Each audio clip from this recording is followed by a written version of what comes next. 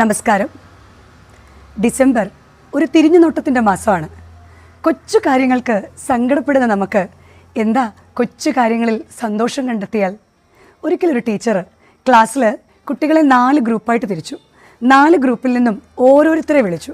എന്നിട്ട് സ്കൂളിൻ്റെ പൂന്തോട്ടത്തിലേക്ക് പറഞ്ഞു വിട്ടിട്ട് പറഞ്ഞു, നിങ്ങൾ ഈ പൂന്തോട്ടത്തിലേക്ക് പോയിട്ട് നിങ്ങൾക്ക് സന്തോഷമുള്ള, നിങ്ങളെ ആകർഷിക്കുന്ന ഒരു കാര്യത്തെ കൊണ്ടുവരിക. അങ്ങനെ 4 ഗ്രൂപ്പിൻ്റെയും പ്രതിനിധികൾ ആ പൂന്തോട്ടത്തിലേക്ക് ഓടി. കുറച്ച് നേരം കഴിഞ്ഞപ്പോൾ ഓരോരുത്തരായിട്ട് വന്നു. ആദ്യത്തെ ആൾ ഒരു പൂവ് ടീച്ചറിൻ്റെ കയ്യിൽ കൊടുത്തിട്ട് പറഞ്ഞു, ടീച്ചർ, ഈ പൂവാണ് എന്നെ ഏറ്റവും അധികം സന്തോഷിപ്പിച്ചത്. രണ്ടാമത്തെ ആൾ ഒരു പൂമ്പാറ്റയെ കൊണ്ടുവന്നു. എന്നിട്ട് പറഞ്ഞു, ടീച്ചർ, ഈ പൂമ്പാറ്റയാണ് എന്നെ ഏറ്റവും കൂടുതൽ സന്തോഷിപ്പിച്ചത്.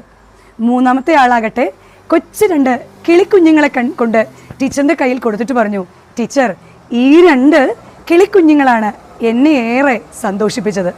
നാലാമത്തെ ആൾ വന്നു. ടീച്ചർ ചോദിച്ചു, എന്താ, ഒന്നും സന്തോഷം തോന്നിയില്ലേ? ഒന്നും കയ്യിലില്ലല്ലോ. ആ കുട്ടി ടീച്ചറിൻ്റെ അടുത്തേക്ക് ചേർന്ന് നിന്നിട്ട് പറഞ്ഞു, ടീച്ചർ, ഈ പൂന്തോട്ടത്തിൽ ആദ്യം ഞാൻ കണ്ടത്, എന്നെ സന്തോഷിപ്പിച്ചത് പൂക്കളായിരുന്നു. പക്ഷേ ചെടിയിൽ നിന്നും പൂവിനെ അറുത്ത് കഴിയുമ്പോൾ പൂവിൻ്റെ സന്തോഷം പോവുകയും പൂവ് വാടിപ്പോവുകയും ചെയ്യുമല്ലോ എന്നോർത്തപ്പോൾ ഞാൻ പൂവ് ഒടിച്ചില്ല. അതിനുശേഷം ഞാനവിടെ പൂമ്പാറ്റകളെ കണ്ടു. പെട്ടെന്ന് ഞാൻ ചിന്തിച്ചു, ടീച്ചർ, പൂമ്പാറ്റകൾക്ക് ചെറിയ ആയുസല്ലേ ഉള്ളൂ. ഞാനതിനെ എൻ്റെ കയ്യിലുള്ളിലാക്കിയാൽ അതിൻ്റെ സന്തോഷവും അതിൻ്റെ ജീവനും നഷ്ടപ്പെടില്ലേ?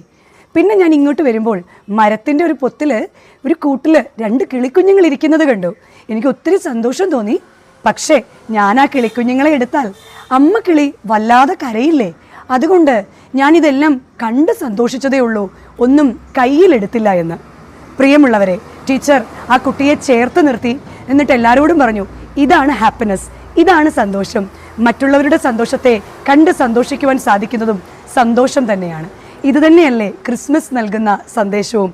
സ്വർഗത്തിൻ്റെ അധിപതിയായ ദൈവത്തിൻ്റെ പുത്രൻ മനുഷ്യൻ്റെ സന്തോഷത്തിനായി സ്വർഗം വിട്ട് ഭൂമിയിലേക്ക് ഇറങ്ങി വന്ന് പരസ്പരം സ്നേഹിക്കണമെന്നും സന്തോഷം പങ്കിടണമെന്നും ഓർമ്മപ്പെടുത്തിയ ആ നല്ല ദിവസം. ആ നല്ല ദിവസത്തിൽ ചുറ്റിലുമുള്ളതിലെല്ലാം സന്തോഷത്തെ കണ്ടെത്തുവാനും ആ സന്തോഷത്തെ ഹൃദയത്തിൽ സ്വീകരിക്കുവാനും നമുക്ക് ഓരോരുത്തർക്കും ഈ തിരുജനനത്തിൻ്റെ നാളിൽ സാധിക്കട്ടെ എന്ന് പ്രാർത്ഥിക്കുന്നു, ആശംസിക്കുന്നു. Happy Christmas.